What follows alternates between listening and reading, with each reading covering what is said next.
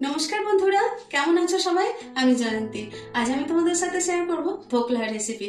তো ধোকলা তো একটা গুজরাটি খাবার, কিন্তু আজকাল আমরা সবাই ভীষণ ভালোবাসি এবং আমাদের ওয়েস্ট বেঙ্গলও খুব ফেমাস, মিষ্টি দোকানগুলোতেও পাওয়া যায়। তো আজকে আমি বাড়িতে বানাচ্ছি ধোকলা।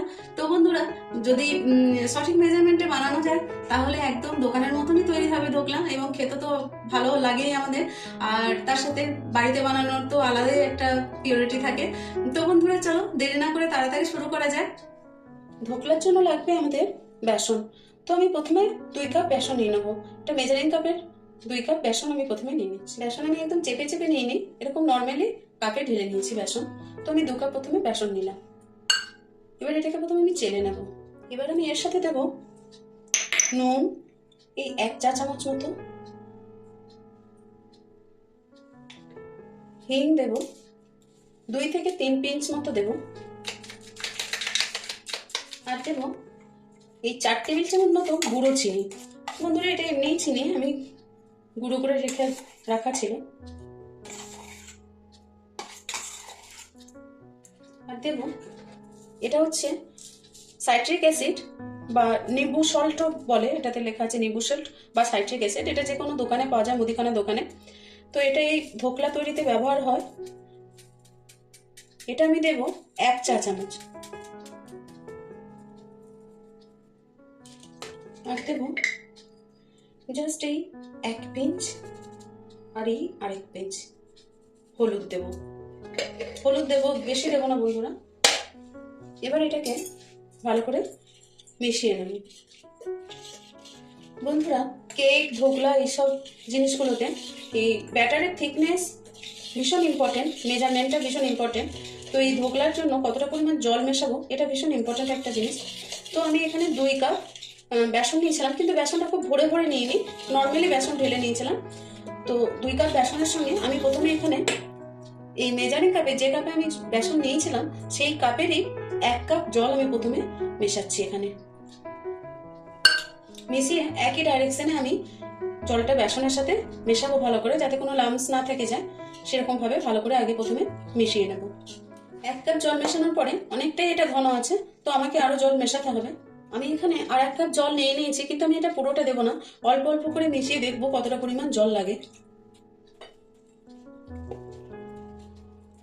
বেসনটা এখনো ঘন আছে, এর থেকে আর একটু পাতলা লাগবে, যার জন্য আমি আর একটু জল মেশাচ্ছি।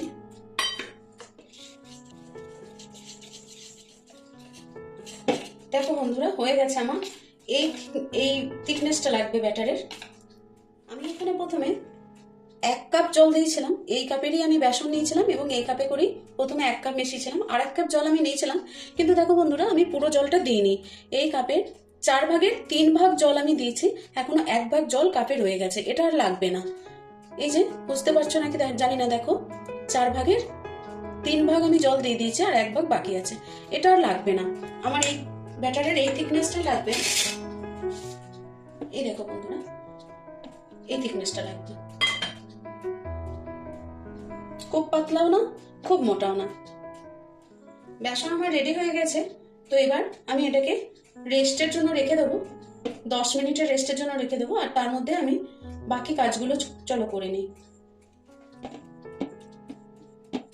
আমি এখানে একটা কেক টিন নিয়ে নিয়েছি, এটাকে আমি একটু গ্রিজ করে নেব, যার জন্য আমি এখানে তেল দিয়ে দেবো, অল্প একটু তেল দিয়ে দেবো। বন্ধুরা, যদি কেক টিন না থাকে কোনো অসুবিধা নয়, কোনো স্টিলের এই কানাটা যাতে উঁচু হয়, মানে এটা যদি হাইটটা একটু বেশি হয়, সেরকম কোনো পাত্রে, প্লেট বা লাঞ্চ বক্সগুলোতেও এই ধোকলা তৈরি করা যেতে পারে। আমার কাছে কেক টিন আছে বলে আমি এই কেক টিনে করেই বানাবো, যার জন্য আমি এটাকে গ্রিজ করে নিচ্ছি। ধোকলা খুব তাড়াতাড়ি হয়ে যায় বানানো, এই প্রথমে একটু যা রেডি করা লাগে, তারপরে কোনো ঝামেলা নেই, খুব তাড়াতাড়ি হয়ে যায়, এবং খেতেও তো খুব ভালোবাসে, বাচ্চারাও ভালোবাসে, আমরা বড়রাও ভালোবাসি। তো আমার রেডি হয়ে গেছে এটা। তো এটাকে আমি রেখে দিই, এবার স্টিমারটাকে রেডি করে নেব। আমি একটা স্টিমার নিয়ে নিয়েছি, এর মধ্যে এবার আমি জল দিয়ে দেবো। বন্ধুরা, জলটা একটু বেশি পরিমাণে দিতে হবে, কারণ হচ্ছে ধোকলা স্টিম হতে সময় লাগবে 20 থেকে 25 মিনিট। তো সেই সময় পর্যন্ত যাতে জলটা ফুটবে, শুকিয়ে না দেয়, সেরকম পরিমাণ জল দিতে হবে। তো আমি এখানে 2 গ্লাস মতো, এই বড় গ্লাসে 2 গ্লাস মতো জল দিলাম। বন্ধুরা, জল যদি শুকিয়ে যায় তাহলে ধোকলা আমাদের ভালো করে সেদ্ধ হবে না এবং কাঁচা থেকে যাবে, যার জন্য জলটা একটু বেশি পরিমাণে দেবে। এবার জলটাকে বয়েল করতে হবে, যার জন্য আমি গ্যাসটা জ্বেলে দিলাম। আর বন্ধুরা, ঢাকাটা এমন, যদি তোমাদের কাছে স্টিমার না থাকে তোমরা পাতিলাতে জল নিয়ে একটা স্ট্যান্ড দিয়ে দেবে। আমার এটা আছে বলে আমি এটা দিচ্ছি, না হলে একটা এমনি নর্মালি বাড়িতে যে স্ট্যান্ডগুলো থাকে, আমরা প্রেসার কুকার বা ভাতের হাঁড়ি যেগুলোতে নামাই, সেই ধরনের স্ট্যান্ড দিয়ে এটা এনশিওর করবে যে ঢাকাটা যাতে কমপ্লিট এইভাবে যেন ঢাকাটা যাতে লাগে, যাতে মানে স্টিম যেটা তৈরি হবে ভিতরে সেই স্টিমটা যেন বাইরে দিয়ে বের না হয়ে যায়, সেই রকম যেন। এবং যে পাত্রে আমরা এটা করব, যে পাত্রে আমরা ধোকলাটা বানাবো, সেই পাত্রটা যেন এর ভিতরে গিয়ে এমনভাবে বসে যাবে এবং ঢাকাটা যেন কমপ্লিটভাবে লাগে, সেটা যেন দেখে নেবে। স্টিম বাইরে থেকে কোনোভাবে বেরিয়ে যাওয়া যাবে না। তো এই পাত্রটা এখন থেকে দেওয়ার দরকার নেই, আমি এটাকে দেখাবার জন্য দিলাম যাতে ঢাকাটা যাতে পুরোপুরি লাগে, সেটা যেন তোমরা অবশ্যই এনশিওর করে নেবে। এরপরে এইভাবে এটাকে আমি জলটাকে ফুটতে দিলাম, আর বাকি একটু কাজ আছে, চলো সেটা করে নিই। এরপর প্রায় 10 মিনিট হয়ে গেছে বন্ধুরা। এরপর এর মধ্যে আমি তেল দিয়ে দেবো 2 টেবিল চামচ মতো। তো আমি এখানে আজকে অলিভ অয়েল দিচ্ছি, যে কোনো তেল দেওয়া যেতে পারে, কোনো অসুবিধা নেই। আমি এখানে আজকে অলিভ অয়েল দিচ্ছি, 2 টেবিল চামচ মতো তেল দিয়ে দেবো।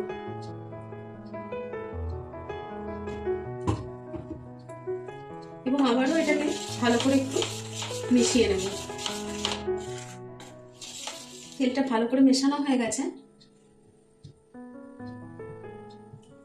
এদিকে জলটাও প্রায় বয়েল হয়ে গেছে। এরপরে এর সাথে মেশাবো খাবার সোডা বা বেকিং। খাবার সোডা মেশালেও হয়, তো আমার কাছে বেকিং সোডা আছে, তো আমি এই বেকিং সোডাটা মেশাচ্ছি।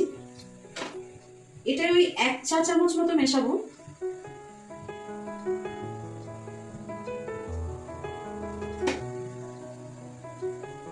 এটা এই 1 চা চামচ মতো নিলাম। আর এই বেকিং সোডার উপরে একটু জল দিয়ে দিলাম 1 চা চামচ, যাতে এটা কোনো লাম্পস না তৈরি হয় আর এটা ভালোভাবে যাতে মিশে যায়, ওই জন্য জলটা দিলাম। এবার বেকিং সোডা দেওয়ার পরে একই ডাইরেকশনে আমি মিশিয়ে নেবো খুব ভালো করে। বন্ধুরা, বেকিং সোডা মেশানোর পরে তাড়াতাড়ি বেক করতে, বেকই বলে ফেলছি আমি বারবার, স্টিম করতে দিতে হবে। দেখো কত সুন্দর ফুলে গেল। তো এটা তার ওদিকে আমার জল বয়েল হয়ে গেছে, আমি এবার মেশানো এটা হয়ে গেছে ভালো করে। এরপরে আমি এটা এই যে টিনটা রেডি করে রেখেছি, এর মধ্যে আমি এটা দিয়ে দেব।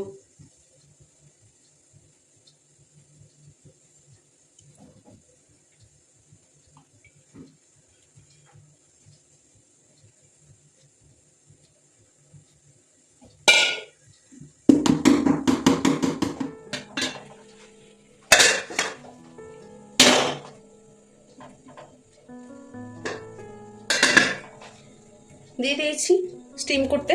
এরপরে আমি এটাকে মিডিয়াম ফ্লেমে 20 থেকে 25 মিনিট টাইম দিতে হবে স্টিম হওয়ার জন্য। বন্ধুরা, আমি মিডিয়াম ফ্লেমে স্টিম হতে দিয়ে দিয়েছি। 25 মিনিট পর বা 20 মিনিট পর আমি এসে একবার চেক করব যে টুথপিক ক্লিয়ার আসছে কিনা। যদি টুথপিক ক্লিয়ার আসে তাহলে আমার বেক হয়ে যাবে, স্টিম হয়ে যাবে, এটা রেডি হয়ে যাবে।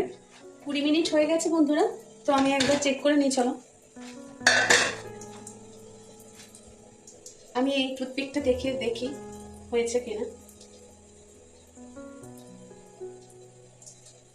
একটু লাগছে, আমি আর 5 মিনিট মতো এটাকে হতে দেবো। এই যে হালকা একটু লেগেছে, তো আর 20 মিনিট হয়েছে, আমি 25 মিনিট মতো এটা করে ফেলাম। আর 5 মিনিট এটা হয়ে গেছে বন্ধুরা, 5 মিনিট। চলো এবার চেক করি একবার, আশা করছি হয়ে গেছে। দেখো বন্ধুরা, তো আমি গ্যাস অফ করে দিলাম। এটা একটু ঠান্ডা হওয়ার জন্য ওয়েট করব। ততক্ষণ যে তড়কা দেব, এর উপরে যে একটা ফোড়ন দিয়ে তড়কা দেয়, সেটা আমরা রেডি করে ফেলি।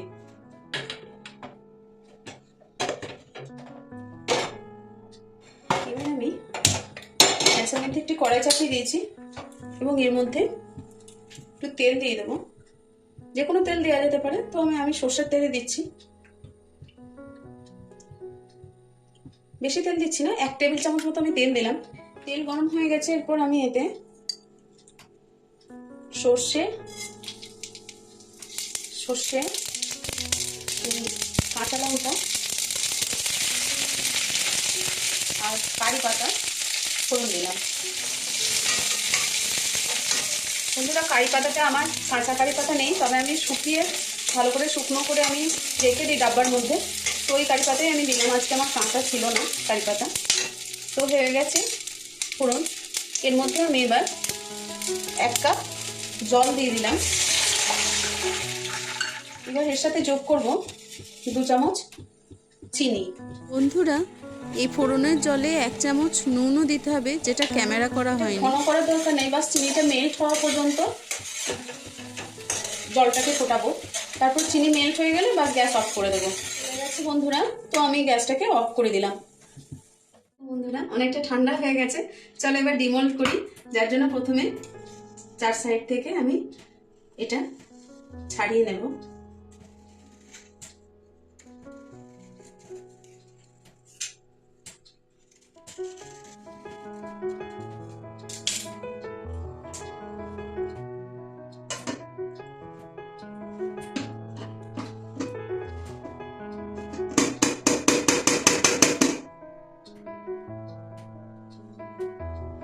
দেখো বন্ধুরা কত সুন্দর ক্লিন এসছে। এখন একটু একটু গরম আছে, ভীষণ স্পঞ্জি হয়েছে। এই দেখো বন্ধুরা কতটা বোঝাতে পারছি আমি ভিডিওতে, আমি বুঝতে পারছি না, দাঁড়াও দেখাই এইভাবে। এই দেখো। আচ্ছা চলো এবার কাটি, কেটে তোমাদের দেখায়। এখনো একটু একটু গরম আছে। এই দেখো বন্ধুরা কত সুন্দর স্পঞ্জি হয়েছে আর ভীষণ জালিদার হয়েছে, সফট। মাঝেরটা দেখায়, ভীষণ স্পঞ্জি হয়েছে বন্ধুরা। চলো এরপর সুগার সিরাপ দিয়ে দেবো এবার।